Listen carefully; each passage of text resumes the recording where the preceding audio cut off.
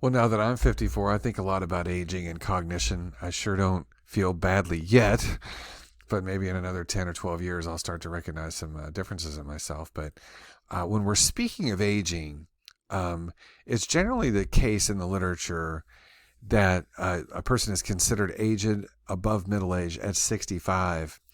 And now I think there's an even more recent article that came out in the last 10 days where you should see a marked depreciation in general ability maybe by 75. So that's pretty favorable. When you got a lot of decades there at pretty much stable functioning. Some effects of aging on cognition. Older adults, and the traditional breakdown has been 65 and older, which sounds pretty old to you guys.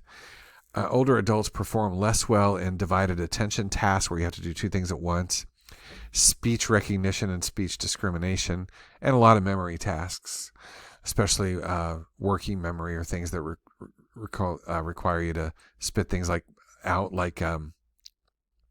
many numbers in a row. That would fall under the idea of working memory. The differences depend on things, though. Your intelligence going in. So if you've got a guy like Zuckerberg or Elizabeth Holmes that got in quite a bit of trouble, some real pioneering business leaders that are already on top of their game. You could take some of your favorite TV hosts.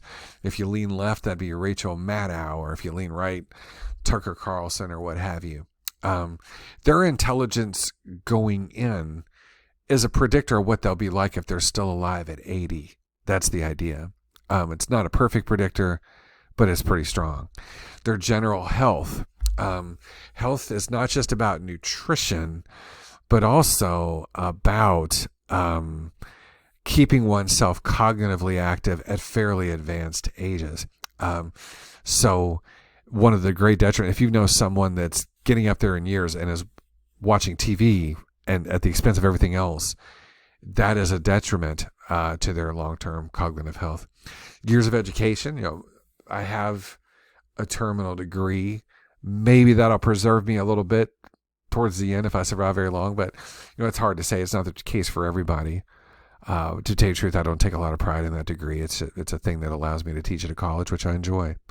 I never insist anybody call me doctor, but there may be some suggestion that if you're just under pressure for so many years of your life to produce academically, then maybe that's a predictor of long-term intelligence. Maybe.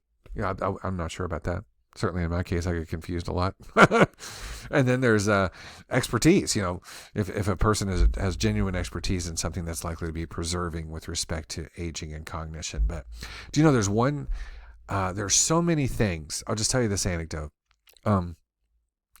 that peak very early. Mathematical, physics sorts of intelligences are usually early life things. Some of the great mathematicians and physicists, and scientists made their contributions in their 20s. And I'll tell you a story about that. Albert Einstein, he made some contributions in his 20s that are the reason why we know who he is. The things that he did, say, after his 30th birthday were interesting, but they may not be the absolute greatest contributions that he made. And so it goes with some other things, some of the great insights, some of the great theorems solved in mathematics, and some of those really involved sciences came from fairly young people. There's a suggesting maybe that those abilities ebb as you age pretty quickly, like athleticism.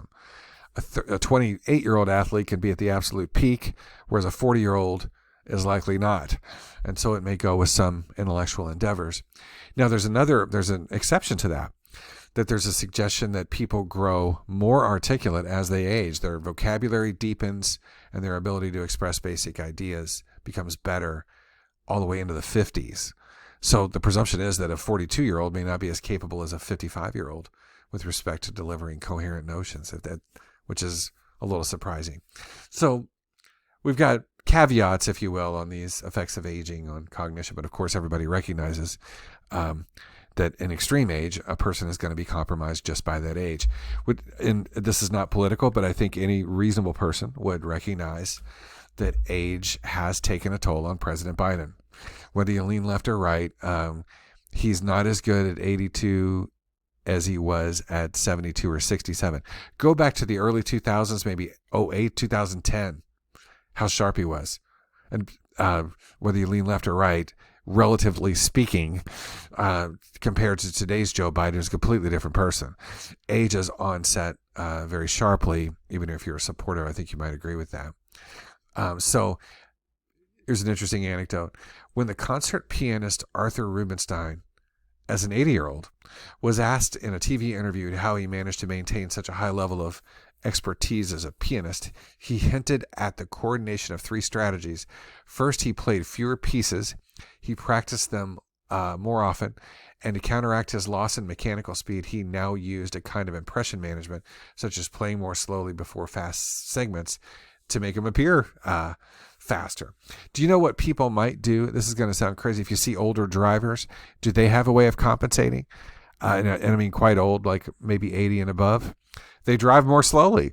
Well, of course they do. They have to make some sort of adaptation because presumably their rapid fire intelligence on some level with respect to reaction time and other things has been compromised. So that's a completely reasonable adaptation to make, and it's sort of analogous to what this pianist Arthur Rubinstein did.